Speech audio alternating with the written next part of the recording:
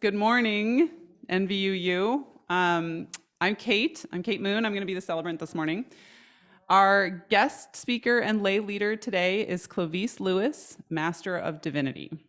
Clovice is a professional cellist and composer who composed his first symphony at the age of 17 and was a professor of computer music at UC Santa Barbara from 1978 to 1986. His music, ranging from orchestral to solo instruments, has been performed by numerous performance groups in the United States, and he's also been a serial entrepreneur and software designer since 1984. In addition to music and technology, Clovice has had a lifelong passion for aviation and has been a private pilot since 1987. Clovice received a Master of Divinity to become a UU minister in 2021, and his ministry emphasizes breaking down racial, class, and ethnic barriers and preaching the gospel of the madness of human self-extinction. Clovice and his wife, Carol Cole Lewis, are our musicians. Brian Shaw and May Vader are helping us with technology, and May will be recording this service to post on YouTube later on. So if you're here in the sanctuary and you do not want to be part of the recording, please be sure to sit on the side of or behind the camera. We do have a couple of announcements to share before we begin the service, well, at least one. And that is about Bring a Friend to Church Day. Thank you. Reverend John Barron's, our speaker for November 21st, suggests that every member of the congregation invite a religiously unaffiliated friend or acquaintance to the service, either in person or online. The sermon will be titled Religion, I Too Dislike It. This is a great opportunity to introduce our friends and neighbors to our congregation, and there's a prize for the member who brings the most newcomers. If you have anything else to announce, you can type it into the chat. And please be aware that you'll be receiving a poll about December events. Please respond and please volunteer. Just check if we have any other announcements. That seems to be it. We come together each week not only for the warmth of friendship, but also to turn our attention to that which we call the interconnectedness of all things.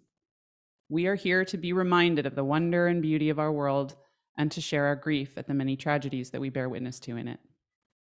This month, NVUU is exploring the practice of holding history, our personal histories, our cultural history, our congregational history.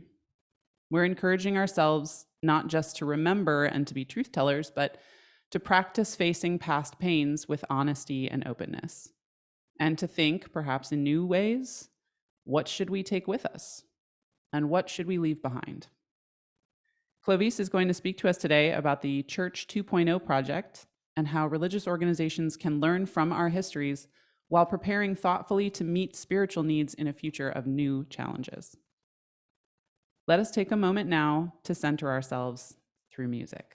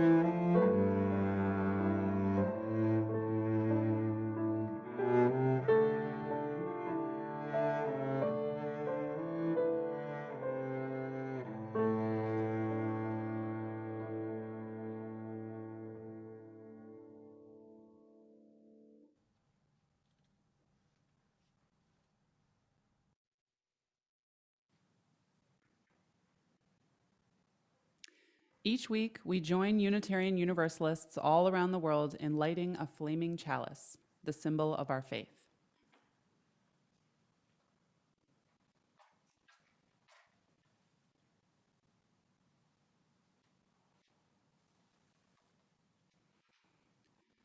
Today's chalice lighting is A Community of Faith by Judith L. Quarles. At this hour, in small towns and big cities, in single rooms and ornate sanctuaries, many of our sibling Unitarian Universalist congregations are also lighting a flaming chalice. As we light our chalice today, let us remember that we are part of a great community of faith. May this dancing flame inspire us to fill our lives with the Unitarian Universalist ideals of love, justice, and truth. Clovice and Carol will now play our opening hymn, We'll Build a Land. If you're in the sanctuary today, we ask that you don't sing, but you're welcome to hum along.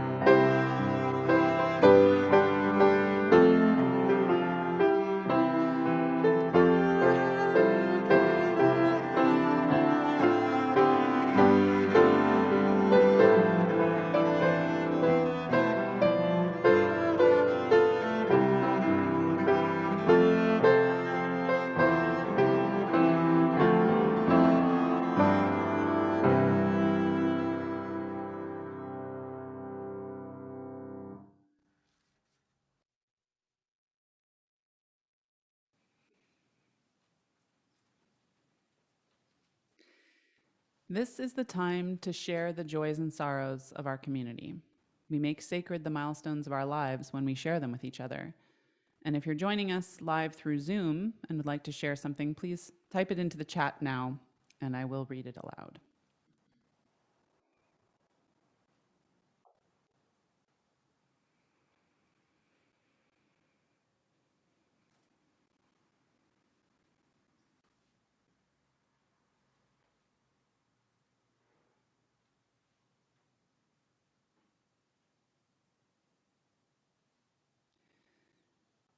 We hold these thoughts, spoken and unspoken, shared and unshared, in our hearts together.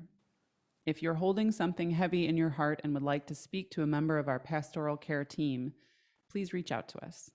You can leave a message at 707 226 9220, and someone will contact you.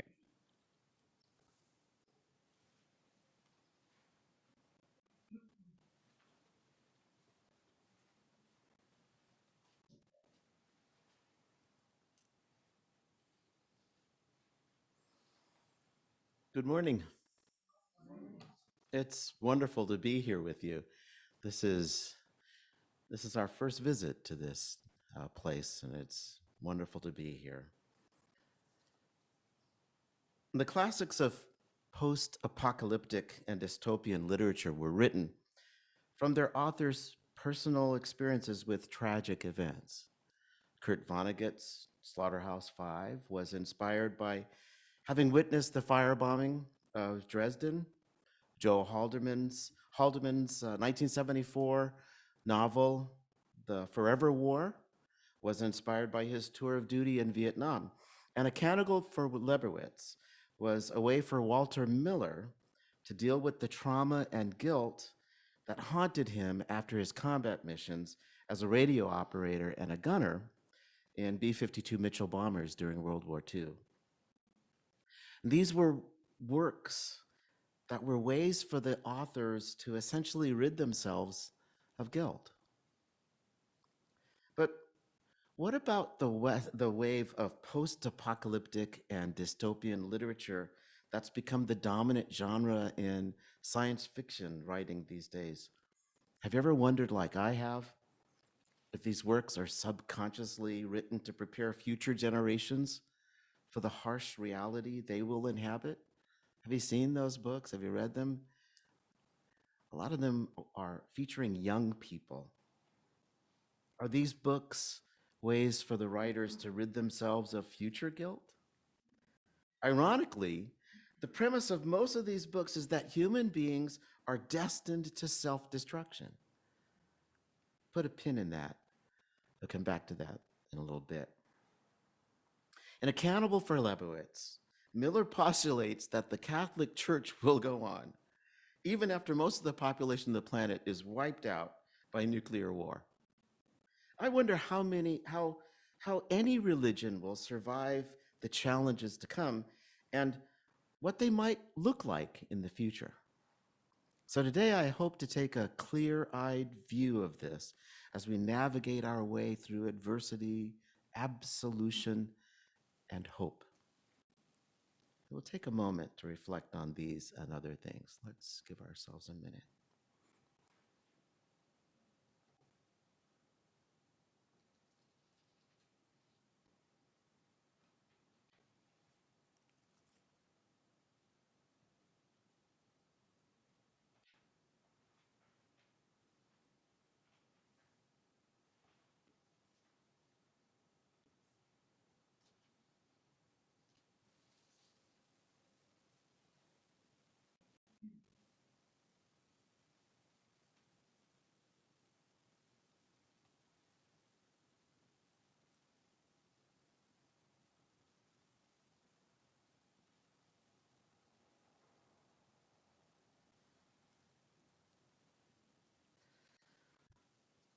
Two songs today that Carol and I wanted to offer: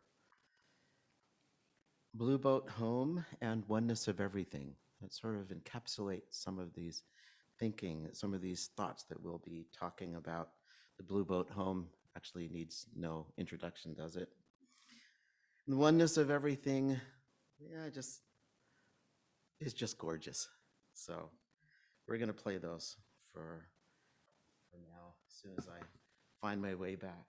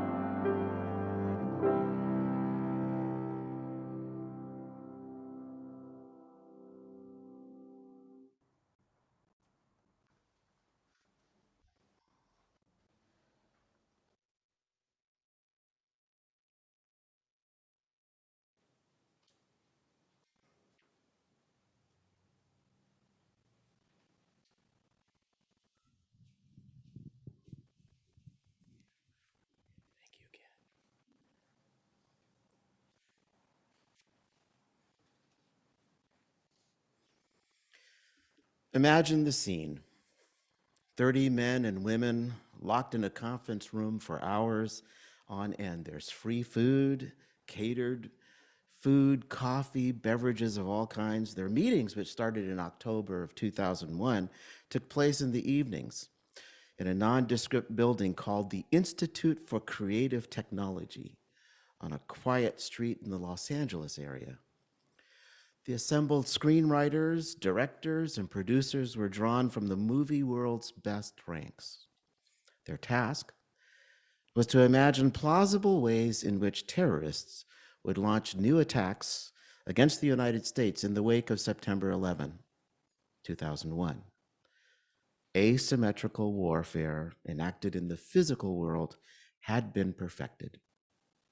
The United States had been caught completely by surprise and rendered helpless by people who were manifestly more creative than we are. On July 1st, 2021, the National Security Agency announced that Russian military intelligence units were continuing their brute force worldwide hacking campaigns. The campaigns of cyber attacks targeted our government, military, political parties, defense contractors, energy companies, universities, law firms, and media outlets, according to the NSA. And this, of course, is on the heels of the massive solar wind cybersecurity attack that went unnoticed for many months and infiltrated some of the most secure computer networks on the planet. The list of the bad players in this realm includes the Chinese, Iranians, North Korean governments, as well as other non-government entities. Cyber attacks are defined as an act of war because, as has been very well demonstrated, the consequences to our lives can be very damaging. Asymmetrical warfare enacted in the cyber world has been perfected.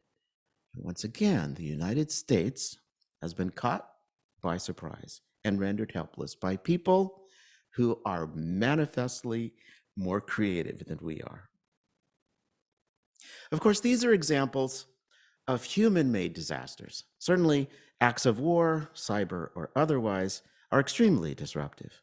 And it's not difficult to list the many ways nature can wreak havoc on our planet and our lives. Statistics show that the frequency and severity of what are termed as natural disasters is increasing dramatically. But I can assure you that powerful alien lasers do not cause California forest fires.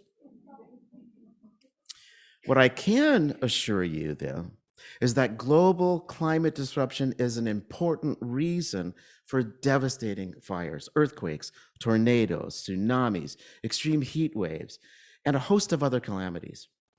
In addition, the consequences of human encroachment upon habitats and ecosystems that we have previously not disturbed also presents a double jeopardy.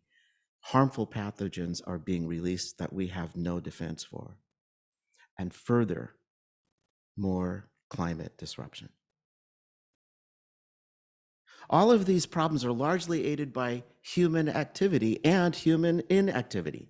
We apparently have not been evolutionarily gifted with the capacity to grasp the damage we do to complex systems over time, nor do we seem to be able to correct our mistakes.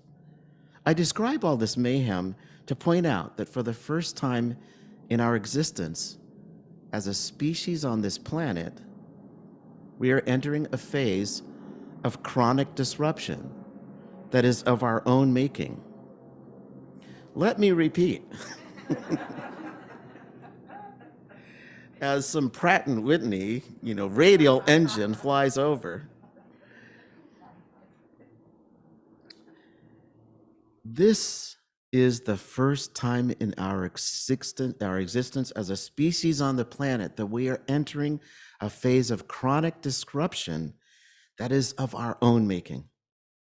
And this is the stark, brutal, and clear reality that we must come to grips with, whether we like it or not. And since mid-2019, I've been involved in a deep study of what I call Church 2.0. the focus has been on how organized religions need to change to adapt to the challenges of the future. And then the COVID-19 pandemic appeared to place an exclamation mark on my work. And when we think about it, it's fundamentally changed the way all religious organizations offer spiritually centered services. The Church 2.0 project is therefore to inform and prepare and equip religious organizations to meet spiritual challenges and the needs in a time of chronic and ongoing crisis. As we all know, the UUA, along with other denominations, transitioned to online delivery of pastoral and administrative services. And the focus for many churches is on restoring the status quo. Yay, we get to be here. Consequently, further challenges, such as the many effects of climate disruption, possibility of other pandemics, social unrest, deep political division, and the possibility of economic collapse in many sectors are not generally being planned for. And that's because many people have not recognized that the post-March 2002 world is fundamentally and permanently changed. So all this activity begs the question, what is the status quo? I'd argue that this term is misleading, and it has the effect of blinding us to reality. Status quo generally is interpreted as something that's normal or unchanging. And these days, especially, we've been so rocked by COVID-19, we desperately seek the comfort of the familiar. We want to go back to our movie theaters. We want more 4th of July good stuff. And we want to worship in our pews again, surrounded by our church family. This is all fine, but it's not the status quo, is it? The definition of the status quo is the existing state of affairs. And I remind you that the existing state of affairs is that COVID-19 is not done with humanity. Worldwide, over 184 million people have contracted COVID, and nearly 4 million have died from it. Over 600,000 people in the United States alone have died from COVID. And at this moment, populations of the unvaccinated in our country are at great risk of dying from more virulent strains of COVID, such as Delta variant. So our evolutionary limitations are literally killing us. While many unvaccinated go blithely along believing that luck or willpower or politics will save them from COVID, others who are vaccinated ignore warnings about the need to exercise precautions. So the status quo is actually a state of flux, change, disruption, chronic crisis, and uncertainty. And it should be clear to us that the notion of a status quo is actually a pretty dangerous myth. So this is the place in the sermon where my good friend, the Reverend Ben Myers, would say, now, Clovice, you've got to give the congregant some good news, some solution or some hope after all that doom and gloom. Well, my friends, there is good news in all this chaos. I imagine you've heard the phrase, may you live in interesting times. This is an English expression that purports to be a translation of a traditional Chinese curse. While seemingly a blessing, the expression is normally used ironically. Life is better in uninteresting times of peace and tranquility than in interesting times, which are usually times of trouble. Despite being so common in English as to be known as the Chinese curse, it turns out there is no known equivalent expression in Chinese. The nearest expression translates as better to be a dog in times of tranquility than a human in times of chaos. So there you have it. Now, it's true that we do live in interesting times, and that statement is ironic and literal and factual and allegorical, neatly wrapped up into an all-inclusive ball of quantum possibilities. With everything that's happening, it's easy to feel overwhelmed. It's easy to feel like our underpinnings to reality is just being swept away. But the fact is, we don't need to feel overwhelmed. And reality isn't being swept away. What we need to do is breathe. And then find some ways to take care of ourselves. We'll all get through this time of upheaval, medical, racial, societal, environmental stuff, and we'll heal and we'll grow. And that is the interesting times thing about the world. Now, many of us UUs consider ourselves as religious but not spiritual. We prefer to think that a more humanist-oriented, rational, and scientific approach to our problems will reveal the solution. Well, I'd argue we've tried all that, but we failed. And as I said earlier, we don't seem to be evolutionarily capable of, or even genetically disposed towards recognizing such enormous and complex problems in time to save ourselves, or at least to get back to this wonderful status quo we all wish for. So, what do we do? As far as solutions to the uncertainty and disruption that will be a constant feature of our lives is concerned, the most important thing is to take control of what we have control over.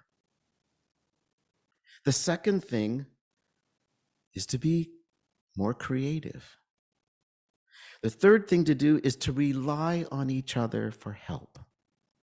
And the fourth and final thing is we must see the spiritual significance of living in a way that encourages sacrifice and service to both our planet and our children. This, of course, is a deeply spiritual thing. It has this spiritual component to it. Churches need to model the behavior of having faith, forbearance, and steadfastness that we encourage in individuals who are faced with loss and uncertainty. Put simply, churches need to walk their talk their walk, right? We need to plan for, respond to, and persevere through these uncertain times. That's the first thing to do. Church leaders need to imagine the worst case scenario and work backwards from that. And here in California, there is no excuse for a church not to have a robust, up-to-date, and comprehensive preparedness plan for fires, floods, earthquakes, and civil and economic disruption. Believe it or not, one of the best documents I have researched for the Church 2.0 project is a FEMA publication from 2013 entitled Guide for Developing High-Quality Emergency Operations Plans for Houses of Worship. And this document covers everything from planning principles, content, threat assessment, and how to deal with active shooter incidents. The second thing I believe is essential is taking control is creativity.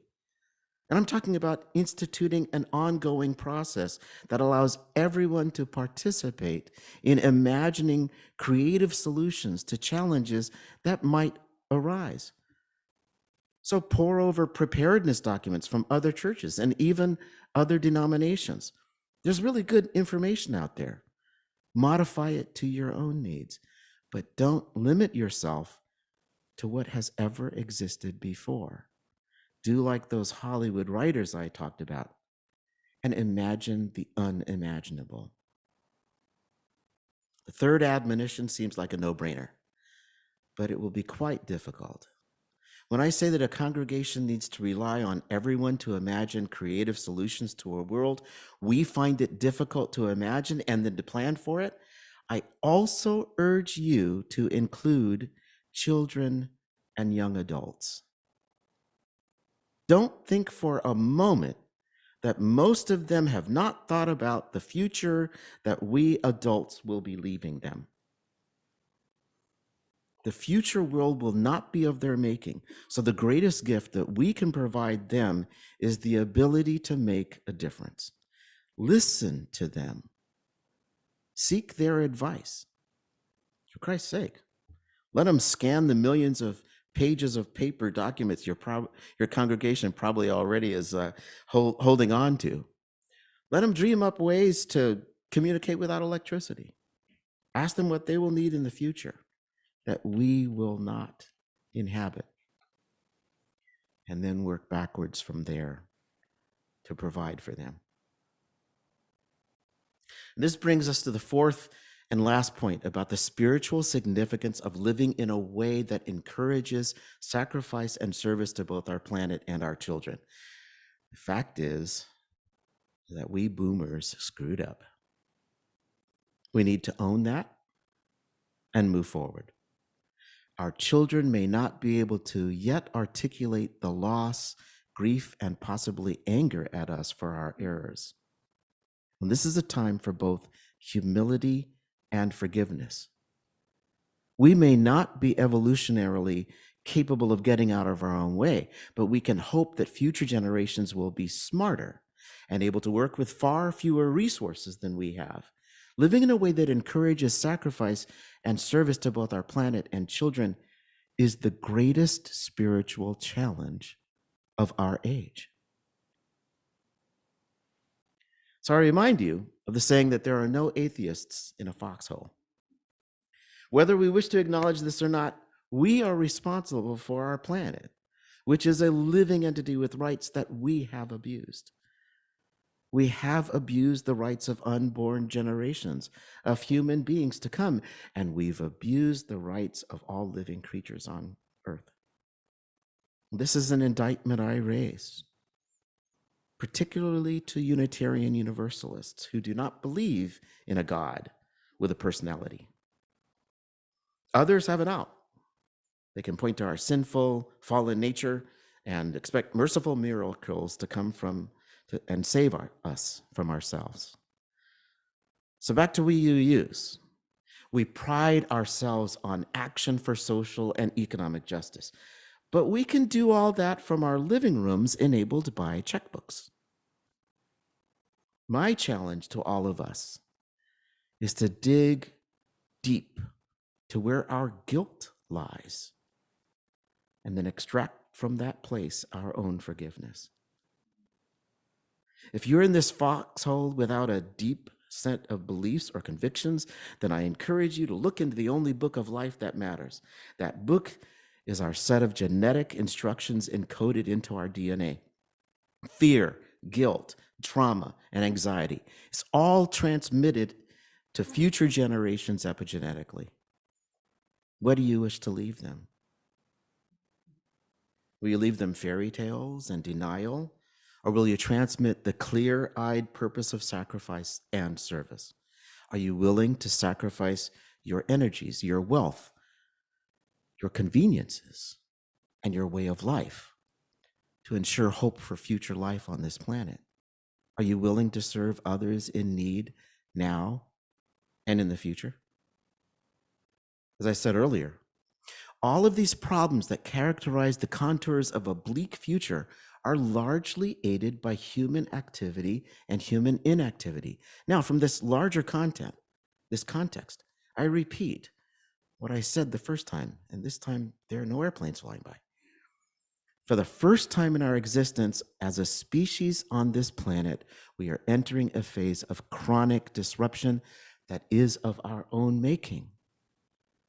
So, my friends, the fact is that forgiveness will need to be the spiritual and psychic bedrock of the church of the future. We must absolve us to ourselves, as Emerson once said. We must rise above this debilitating guilt that most of us have not yet acknowledged. If we can't step out of the way of our evolutionary ineptitude, then we can at least work to correct that fault. If we can't see the future of climate disruption, then look deeply into the eyes of young people everywhere, and then weep, and then act. If you're not sure what to do next, then organize with friends in this church. Put your heads together. feel, love, grow, sacrifice. Let compassion guide you. Do you want to know what Church 2.0 will look like? It will look like a living organism that's not confined by walls. Its heartbeat will be justice, and its blood will be compassion. Its body will be the hearts and minds of all people who wish to live in harmony with each other and our Mother Earth. The new church will discard false hopes and hollow doctrines of the past to embrace the fire of commitment to a future fueled by love. So do you want to recreate the old status quo church you're familiar with? Or do you want to build something entirely new? I know where I'm going. I know what I'm going to do. Do you know what you're going to do? Namaste.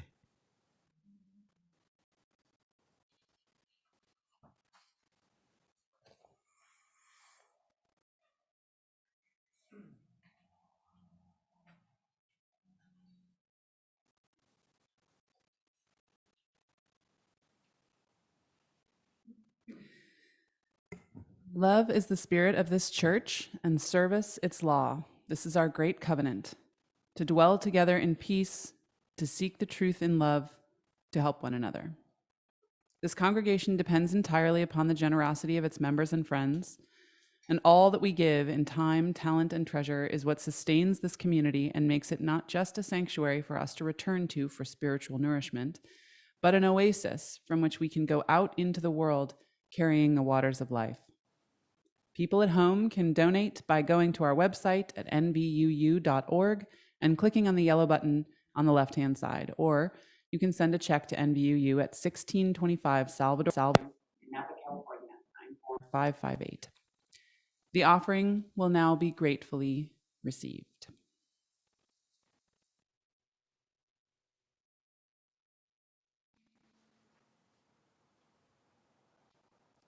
Thank you for your many gifts. All you do and all you are and all you give are vital to building the beloved community in our region and beyond.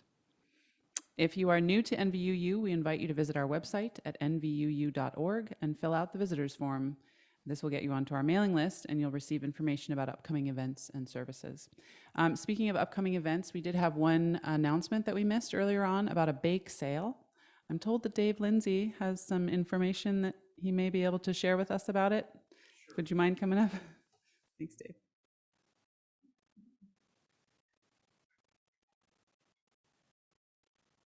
So NVUU is a member of Common Ground. That's a community organizing group that works in both Solano and Napa counties. And Common Ground is launching a dessert auction.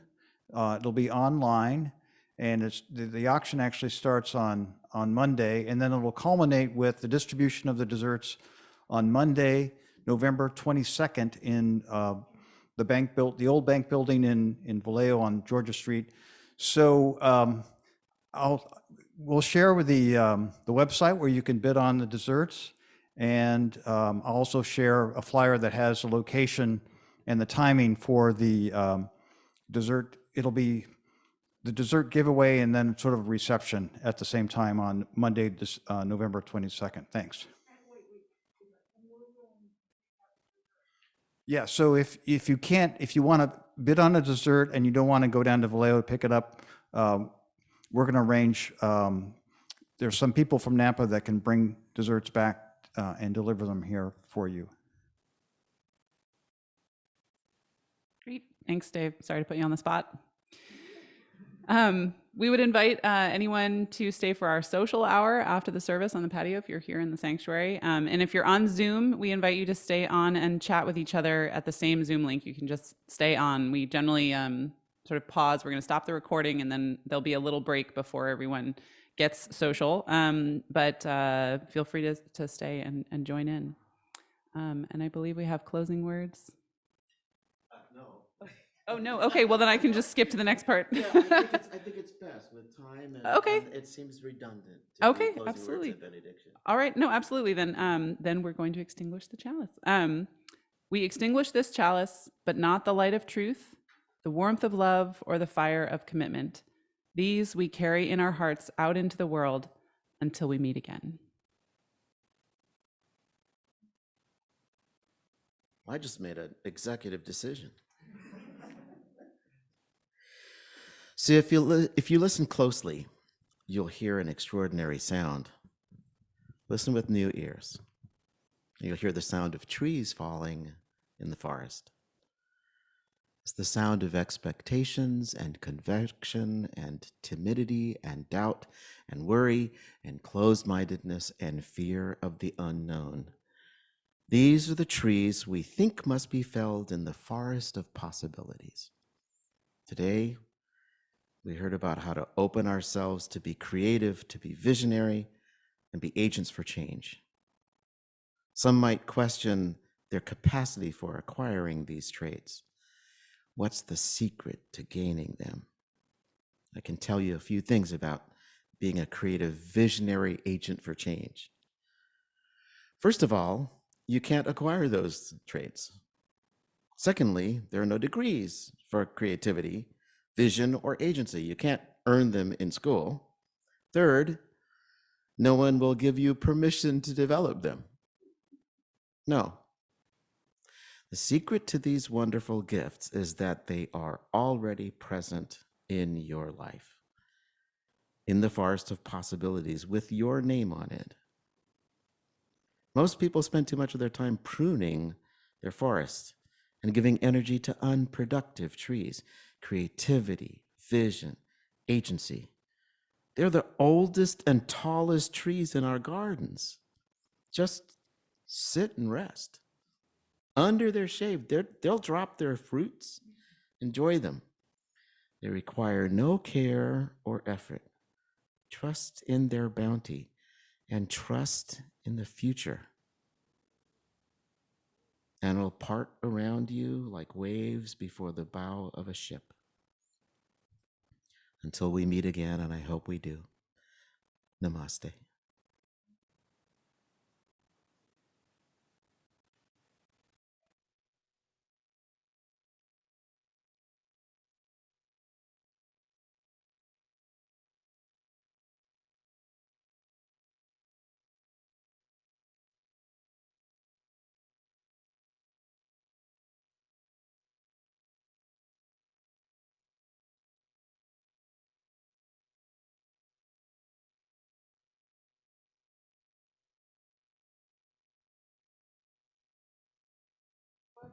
You gonna play with me? Yeah, I'll play with you.